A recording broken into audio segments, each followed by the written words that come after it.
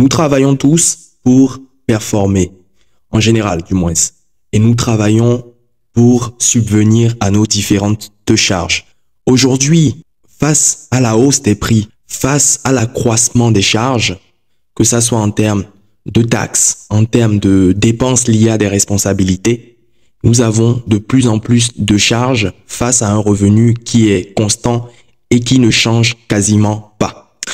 Aujourd'hui, à travers cette nouvelle vidéo, je souhaite te partager les techniques que j'ai expérimentées et qui m'ont permis d'obtenir 3 augmentations en moins de 2 ans. Oui, tu as très bien entendu, 3 augmentations en moins de 2 ans.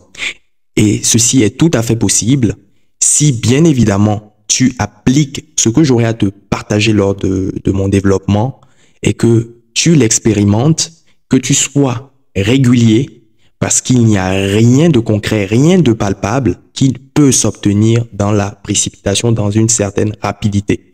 Oui, je sais que nous sommes dans un monde où tout va très vite et on espère, on pense que les bonnes choses arrivent très rapidement. Mais non, les bonnes choses prennent du temps. Les bonnes choses prennent l'escalier au détriment de l'ascenseur. Si tu appliques les techniques, les astuces que j'aurai à te partager en introduction, tu verras la différence. Tu es certainement intéressé. Let's go.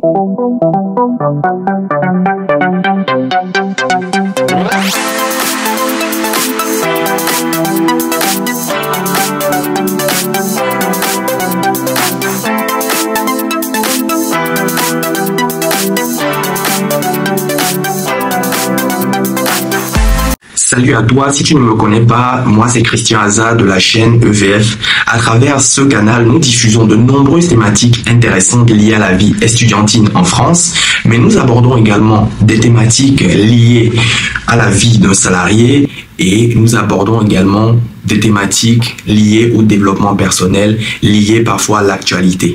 Si tu n'es pas encore abonné à cette chaîne, erreur, fais-le tout de suite et active la cloche de notification pour ne rien manquer de nos pépites. C'est fait? Super. Les amis, donc comme je vous le disais en introduction, nous allons aborder les astuces à mettre en place et qui vont vous permettre d'obtenir plusieurs augmentations. Plusieurs augmentations parce que c'est de ça qu'il est question dans cette vie où tout est cher et où les charges ne font que s'accumuler. Donc j'ai noté plusieurs astuces qui résument, on va dire, tout ce que j'ai pu mettre en place pour obtenir 3 augmentations en moins de 2 ans. Et cela est tout à fait possible, que ça soit dans un grand groupe, dans une PME et même dans une start-up. Tout dépend de toi, tout dépend de ton investissement, tout dépend de la valeur que tu te donnes. Tout dépend également de la perception que les autres ont de toi. Et tout ce que je viens d'énumérer ne dépend que de ta personne. Sans plus tarder, voici les astuces que je souhaite te partager. Oui, dans ce monde, seuls ceux qui prennent des risques ont des résultats probants. Ceux qui préfèrent être dans une zone de confort, malheureusement, ont des résultats à la hauteur de leur sacrifice. Tout naturellement. Je te préconise, si tu souhaites avoir plusieurs augmentations et que tu es peut-être en recherche d'une opportunité professionnelle, par exemple, de postuler à une offre en CDD. Oui, je suis conscient qu'on peut être peut-être père de famille, qu'on a des enfants à charge ou qu'on a d'autres responsabilités et on a envie d'être dans une certaine zone de confort. Hélas, si tu veux avoir des augmentations, il va falloir prendre ce risque. Une entreprise qui recherche en CDD ne signifie pas simplement que l'entreprise recherche un profil juste pour répondre à un pic d'activité. Non, il peut s'agir d'un projet qui est en cours de développement et l'entreprise veut s'assurer que l'activité est viable, qu'il y a de la potentialité, que le projet va réussir. Et ce fut mon cas en postulant pour ce CDD. J'avais des opportunités en face en CDI, mais je n'avais aucunement envie de me lancer dans un CDI, dans une aventure que je ne maîtrisais pas, dans un poste de responsabilité dont je n'étais pas sûr. Encore sur le poste de responsabilité, j'étais sûr parce que je fais du commerce depuis plusieurs années, mais je n'étais pas sûr de l'entreprise, je n'étais pas sûr de sa culture, je n'étais pas sûr de la politique de la direction, donc j'avais pas envie de prendre de risques. Et le CDD pour moi était parfait, était le bon compromis dans le sens où je savais que au bout de cette période, si mes attentes n'étaient pas comblées, j'allais tout simplement aller au bout de mon CDD et tout simplement partir. Avant de finir sur ce point, une fois que tu auras terminé ton CDD, n'hésite pas à demander un renouvellement de ton CDD si l'entreprise souhaite te prendre en CDI. Parce que l'entreprise a la possibilité de te proposer 2 CDD. Et lors de la proposition du 2e CDD, négocie une augmentation. Négocie une augmentation, bien évidemment, en ayant appliqué les prochaines astuces que j'aurai à te partager. Une fois le 2e CDD réussi, avec peut-être, je l'espère, je te le souhaite, de bons résultats, avant de passer en CDI, négocie encore une 2e fois une augmentation. C'est comme ça que tu pourras avoir tes augmentations. Pour ensuite espérer avoir, pourquoi pas, une énième, je te le souhaite, une 3e, 4e augmentation, n'hésite pas à prendre des responsabilités. N'hésite pas à tenter, on va dire, à essayer d'autres missions. Pour ma part, j'ai été recruté pour une solution qui était petite et milieu de gamme. Et à côté, il y avait des collègues qui vendaient les solutions petites et moyennes de gamme.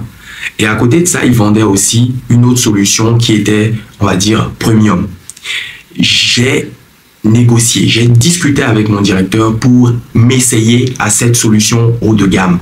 Cela m'a permis de travailler en binôme avec les expérimentés, apprendre à emmagasiner des connaissances et être efficacement opérationnel pour ensuite la commercialiser auprès de nos prospects. Cette nouvelle responsabilité que je me suis donnée indirectement m'a permis bien évidemment de monter en compétences, de monter en valeur et ensuite de bénéficier encore d'une revalorisation salariale. Il faut que tu saches que dans le processus d'augmentation, il faut que tu sois actif et non passif.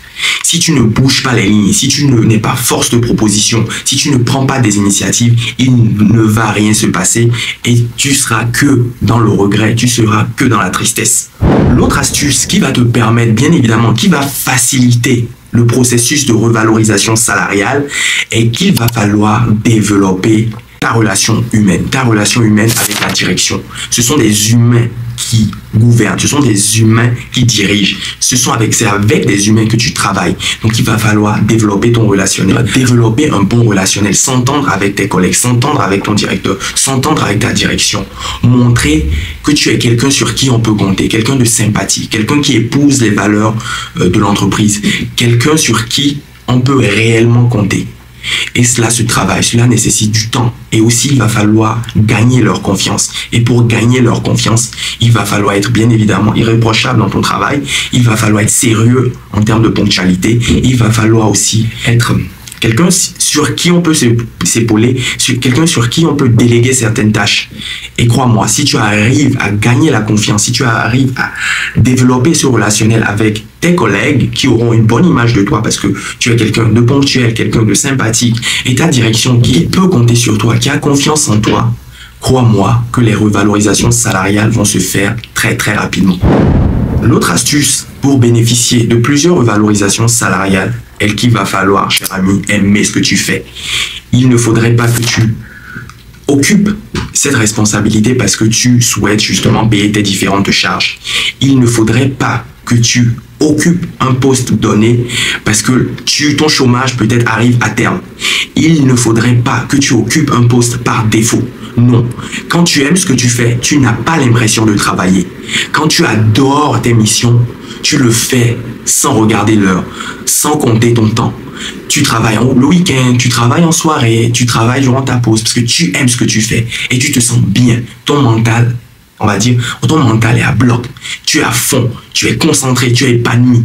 Tu donnes le meilleur de toi. Et ça, c'est vraiment le secret aussi. Si tu souhaites avoir une revalorisation ou plusieurs revalorisations salariales. Si tu n'aimes pas ce que tu fais, tu auras l'impression on va dire, de perdre ton temps. Tu ne seras pas productif. Tu seras tout le temps dégoûté, que ce soit le lundi et que le week-end soit passé. Et tu n'auras pas de bons résultats. L'autre astuce, et qui va dans la logique de la précédente, est qu'il va falloir donner plus qu'il en faut. Il va falloir travailler plus que tes collègues. Il va falloir faire des sacrifices. Travailler en soirée, travailler le week-end, travailler lors de tes vacances. Pour ma part, je travaille toujours durant mes voyages. J'étais parti au Brésil, j'avais mes PC avec moi, j'ai travaillé le matin avant d'aller me balader. J'étais en Turquie, j'avais mes PC avec moi, je faisais de la prospection.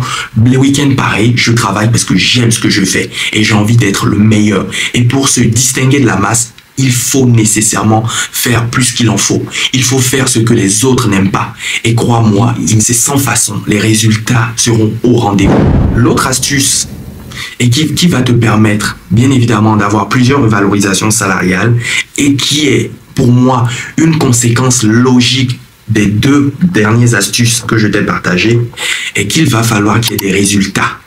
Il va falloir travailler sur tes skills, il va falloir travailler sur tes compétences, il va falloir être tranchant, il va falloir être efficace, pragmatique. Si tu es sur un poste commercial, il va falloir qu'il y ait des signatures. Même s'il faut que tu ailles voir un client à 2 heures de route, il faut que tu ailles. S'il faut que tu prennes un rendez-vous tard le soir, il faut que tu le fasses. Parce que ce qui va compter à la fin et sur quoi la direction va bien évidemment se baser pour savoir s'il faut te donner des revalorisations, ce sont tes résultats. Et les résultats ne mentent pas, les chiffres ne mentent pas. Donc fais tout, parce qu'il ne sert à rien d'aimer son travail, de faire plus qu'il en faut, de travailler les week-ends, de s'entendre avec ses collègues et qu'il n'y ait pas de résultats. Parce que derrière, on te dira oui, c'était sympathique, tu te donnes, tu te mouilles, mais derrière, il n'y a pas de résultats. Donc il faut vraiment aussi travailler sur tes compétences professionnelles. Est-ce que tu es vraiment à la page? Est-ce que tu es à la hauteur des attentes du marché? Est-ce que tu comprends ce que tes clients veulent? Est-ce que tu arrives à répondre aux attentes des prospects? Donc oui, il faut aussi vraiment travailler sur soi, faire une remise en question, savoir si on est efficace, accepter la critique, discuter avec son directeur, discuter avec ceux qui ont de meilleurs résultats pour copier ce qu'ils font de bien et pourquoi pas façonner à ta sauce pour que aussi les résultats soient présents. Si tu souhaites avoir des revalorisations salariales, il faudra aussi que tu penses au-delà de la mentalité salariale. Il faut que tu proposes des axes d'amélioration. Il faut que tu proposes des solutions qui vont permettre justement à l'organisation de fonctionner de manière plus efficace. Pour ma part, je me rappelle, on avait tous les matins des réunions d'une demi-heure avec l'ensemble des collègues. Et j'ai suggéré, à la place d'avoir des points chaque jour, qu'on le fasse 3 fois par semaine. L'avantage d'avoir 3 points au lieu d'avoir 5 points par semaine, c'est qu'au final, beaucoup de gens ont des informations à partager, ont des choses à dire. Alors qu'avant, étant donné qu'on avait des points chaque jour, il y avait bien évidemment des moments où personne n'avait rien à dire à part RAS. Il faut que tu proposes aussi des solutions au niveau de ton service. Qu'est-ce qu'on peut mettre en place pour améliorer, on va dire, l'expérience client? Moi, je me rappelle, j'avais proposé que le commercial puisse, par exemple, aller en rendez-vous avec l'IT. Parce que, étant donné qu'on fait du e-commerce, l'IT est indissociable, on va dire, de la commercialisation de notre service. Et l'avantage d'avoir le collaborateur IT avec moi est qu'il pouvait répondre directement aux différentes préoccupations du prospect, le rassurer, tester, s'assurer que au niveau de l'IT, il n'y aura pas de blocage. Et après, derrière, durant le rendez-vous, le prospect signait en même temps et on pouvait enclencher le processus pour qu'il puisse travailler avec nous. Nous sommes à la fin de cette vidéo. Voici les astuces que je souhaitais partager avec toi. Applique-les. Rien n'est facile. Il faut se battre pour avoir de bons résultats. Il faut donner le meilleur de soi-même pour avoir des revalorisations salariales. Et bref, il faut montrer à sa direction qu'on le mérite, qu'on a une valeur au-delà de celle que la direction pense de toi. Il faut que tu montres que tu es différent de tes collègues. Il faut que la direction de l'entreprise ait conscience de ton apport. Il faut que tu sois vraiment irréprochable. Il faut que tu arrives à te distinguer de la masse. Et cela nécessite du temps. Cela nécessite de l'investissement. Cela nécessite du sacrifice. Cela nécessite un bon relationnel. Bref, cela dépend essentiellement que de toi. Tu es le seul responsable de ta réussite ou de ton... Bref, je n'ai pas envie de dire le mot, tu l'as compris. Nous sommes à la fin de cette vidéo. J'espère que cette vidéo te sera utile. N'hésite pas à lâcher ton plus gros pouce. Malgré que je sois fatigué, j'ai fait l'effort de la tourner. Donc, c'est important de nous encourager, de nous soutenir. Même si tu n'as pas aimé totalement la vidéo et tu as aimé une partie, lâche ton pouce. N'hésite pas à nous partager aussi tes astuces, ton avis en commentaire. La discussion se fera bien évidemment en bas de la vidéo. Je lis chaque commentaire et j'y répondrai bien évidemment. En attendant la prochaine vidéo, prends soin de toi et je te dis à très vite. Ciao. Un studio créatif avec confort et les équipements pro.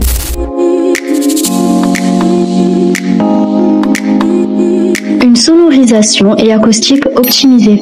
Un éclairage haute performance pour un rendu chaleureux et cosy. Des microphones de haute performance pour une expérience inoubliable.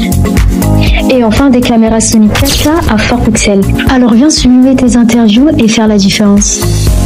Viens réserver ta session sur notre site.